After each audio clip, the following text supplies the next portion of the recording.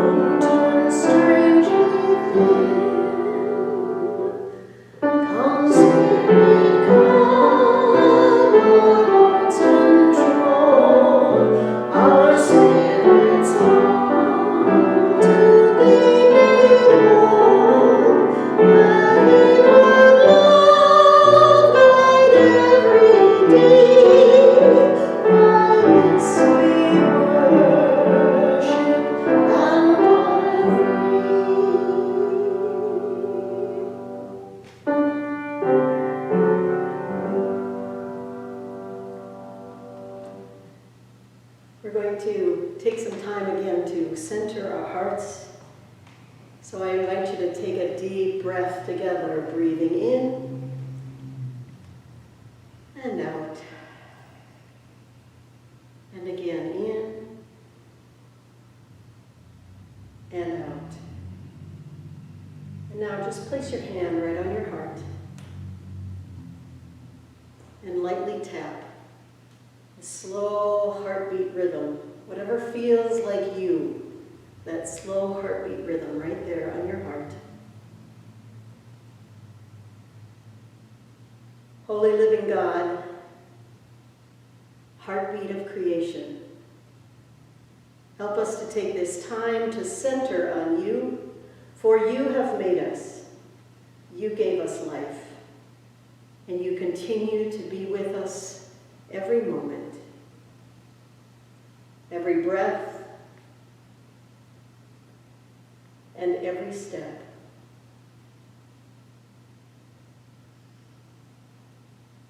Hear these assuring words from God. Slow down, O heart. You are not alone. Your beat is shared with the Creator of the universe. So come now and calm yourself. Center here. God holds you today and always. Take another deep breath, making sure that your shoulders and any tension felt in your body is let go with each breath that you take.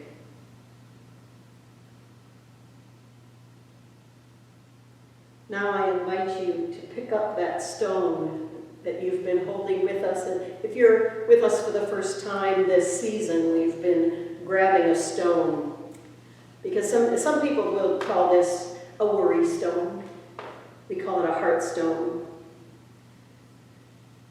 And if you don't have one, just imagine having a stone in your hand and let that touch on the surface remind you that God's touch is within us and between us and around us.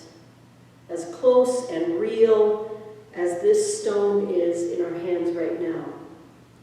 That's how close love is to us at every moment of every day. So imagine letting go of your worries for now into God's heart of love and rest on the steady promise of God's presence with us.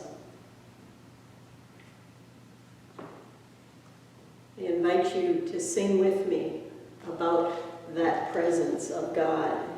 And we have some motions. If you haven't seen them, you can follow along. Like a rock,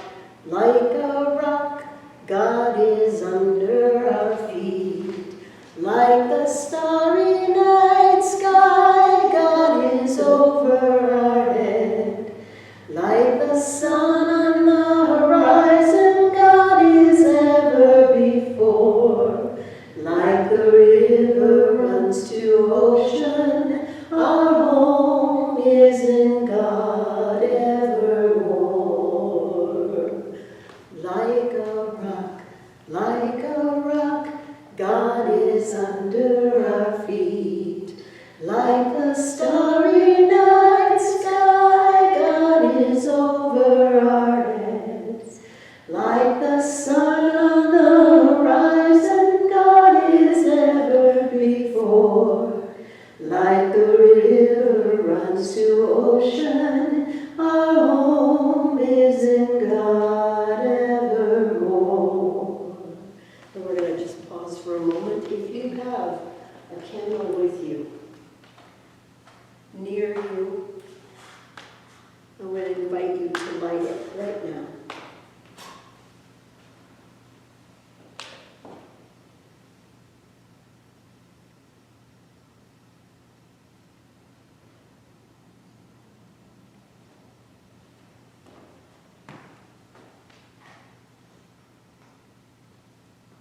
Let's sing one more time.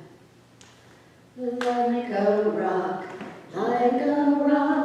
God is under our feet.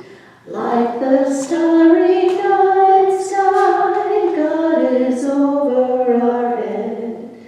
Like the sun on the horizon, God is ever before. Like the river runs to ocean, our home is in God evermore.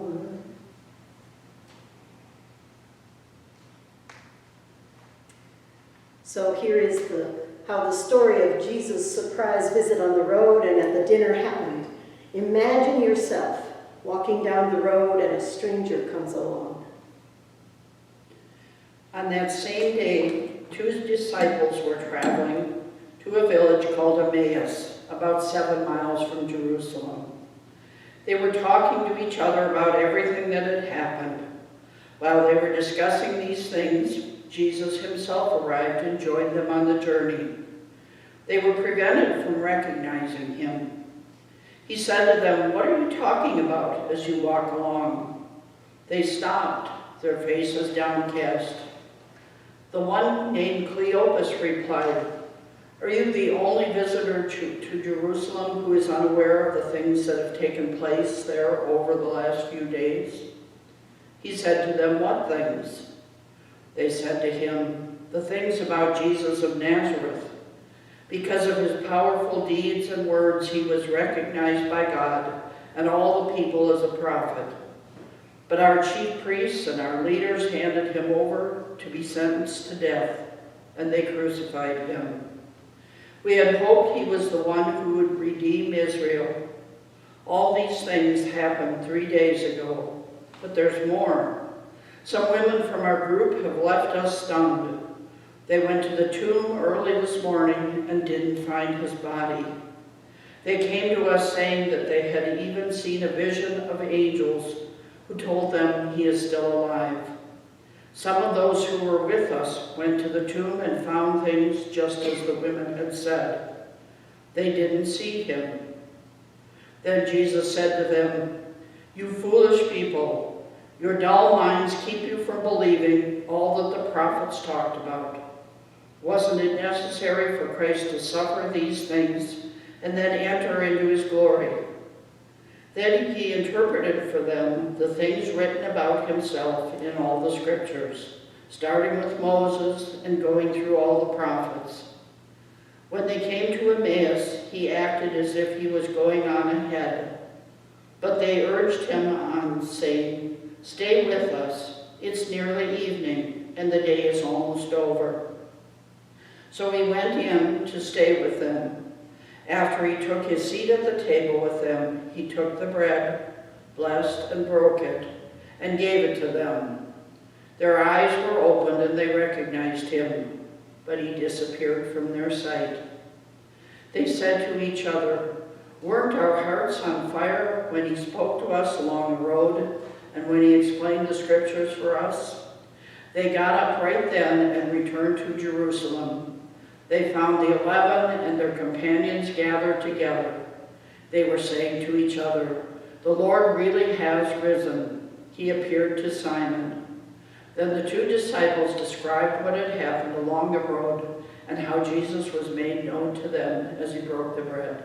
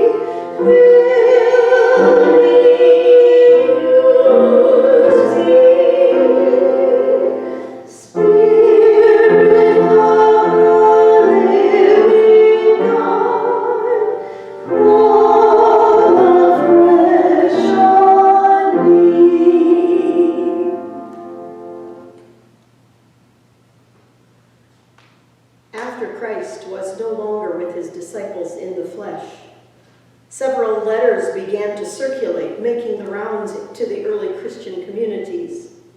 This one is from a letter called 1 Peter that is recorded in the New Testament.